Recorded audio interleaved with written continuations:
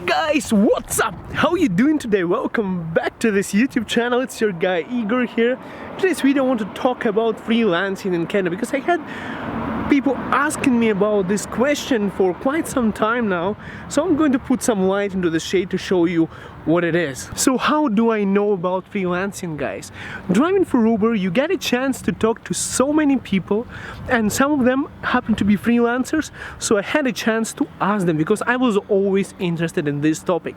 So how much can you make as a freelancer? How to get started? We are going to talk about this in this video. Being a freelancer, you are usually in one of two positions that you may fall into. One of them is being rich and the other one is being poor. Most freelancers do not get rich, they do it part-time. It's very difficult, but if you do it right, you can make great amounts of money here. Moreover, you're going to be self-employed, being your own boss. So if you do it right, if you don't give up, if you're committed, you're going to get there. Speaking to other freelancers, I found out that the most successful ones, they start doing it by close to nothing. They do it almost for free. Whatever they do, they almost do not charge money for it at the beginning. What they do is they get customer references. So you get different customers who can say a good word for you on how you do your job and how awesome it is. Once you build that reputation and you build that market, that's when you start charging money. That's when you start making some amounts of money. Otherwise, you have to work full-time somewhere because it's going to take a while. And lots of people lack of commitment, they give up, okay? They don't spend enough time. They want to try it, they don't get a lot of money right away because they didn't work for anyone, and then they give up because they couldn't find the customers and they said, screw it, I'm just going to work for someone. Now, if you're committed and you're willing to contribute and build your own market, build your name as a freelancer, that's when you start making money. And if you spend years for it, you can actually make very decent money. Most of the times you can make more money than working for somebody else doing it if you do it right. So how do you become a freelancer now? There are few ways. The simplest way is just to start doing it. You don't have to wait for anyone, you don't have to quit a job. You just have to start doing what you want to do part-time and hopefully full-time later on. Just start doing what you want to do right now. If you're in Canada, don't take my word as an accountant. I'm not an accountant, I'm not licensed, and I'm not Canada Revenue. But from what I heard from other accountants, from other people working in Canada, it's like you don't have to register as a business until you make like $35,000 a year, something like that. So don't take my word for granted, check it with your accountant, but you can start right now and register your business after you start. You just have to file it on your taxes and do all the proper paperwork. So all I'm saying is, it's really easy in Canada, and there are two ways to do it, and I would suggest you doing the second way. Let's talk about the first way. You can do it as a sole proprietor, meaning that you are your own boss, you're your own entity, just like an individual. For example, you yourself paying your own taxes. That's a sole proprietorship. Now, the good part about it is like $35 to register, so it's pretty like cheap in a registry. It's easy to do it and it's easy to file taxes by yourself. You don't need an accountant for that, so that's the benefits of it.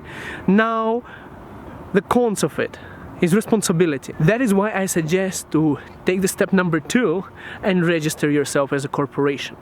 Because if you are going to work for someone and there is a liability for your work, regardless of what you're planning to do, if you are working as a sole proprietor and there is a loss to another business, they can sue you personally for that amount of money, meaning that your personal savings, your bank account, your retirement, whatever it may be, even your house can be at risk if that liability comes after you personally. That is why I recommend register a company. So that company has its own budget. The worst thing that can happen is they're just going to take away your company's money, but they cannot go after you. So whatever you already paid yourself in dividends is staying with you, because it's your money, it's your income, and the company that you're working for your own company is a separate entity. You file taxes separately for that company. It's not your own income, it's the company income. And your income is what you make from that company. So that's the good thing about it, and that's why I'm recommending to start a corporation. And there is also a scale when accountants are going to say when you have to start a sole proprietorship or a corporation, because that influences your taxes, right? So if you are making more than a certain amount, it's less taxes to have in corporation. If you're making under a certain amount, it's better to have sole proprietorship, but I still would recommend going with the corporation because of the liabilities and potential lawsuit. I don't know what you are planning to do as a freelancer, but if some client or company goes after you, you don't want them to go after your personal property and your personal assets. You want it to be on your company. You want to leave your money with you. What I do know is that corporate taxes are actually less than personal taxes, so it's worth having a corporation.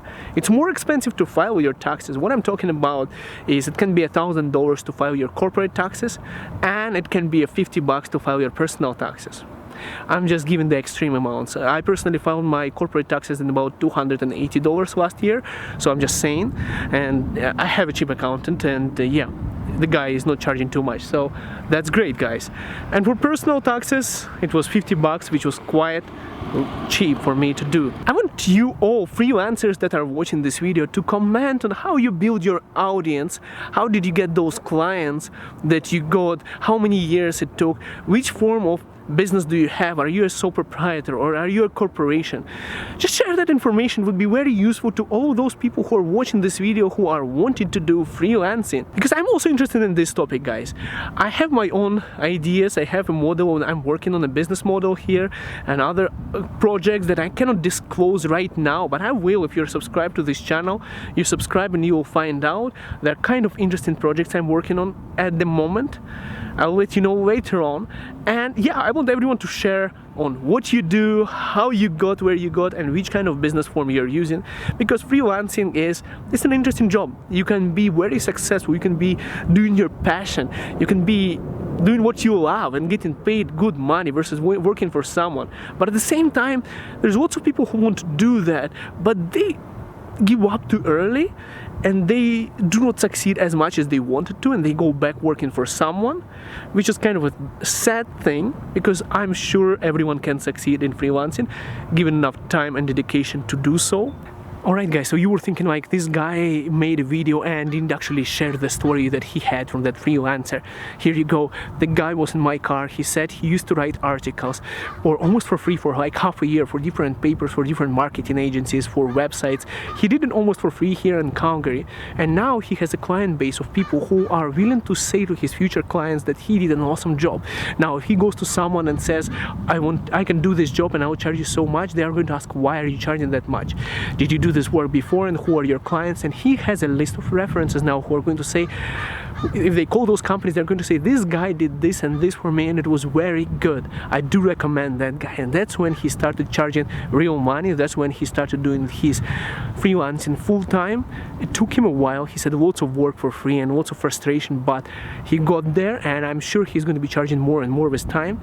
So congrats on that to that guy who was in my Uber when I was driving, and I'm wishing all the best to you guys. Share your stories, guys. Subscribe to this channel if you're new. Like this video if it was helpful for you, if you're planning to register a form of business and start freelancing, and subscribe. We'll see you next video. Have a good one, guys.